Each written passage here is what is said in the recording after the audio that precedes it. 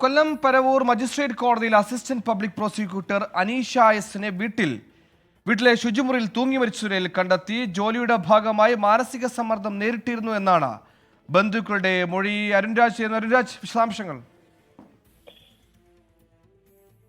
Paravur magistrate കോടതിയിലെ assistant public പ്രോസിക്യൂട്ടറാണ് തൂങ്ങി മരിച്ച നിലയിൽ കണ്ടെത്തിയത്. ഉച്ചയോടെ പരവൂരിലെ നെടുങ്ങോലത്തെ വീട്ടിലെ ശുചിമുറിയിൽ മരിച്ച നിലയിൽ കണ്ടെത്തുകയായിരുന്നു. ജോലിയിലെ മാനസിക സമ്മർദ്ദം ഉണ്ടായിരുന്നതായാണ് ബന്ധുക്കൾ പോലീസിന് മുമ്പിൽ മൊഴി നൽകിയിരിക്കുന്നത്.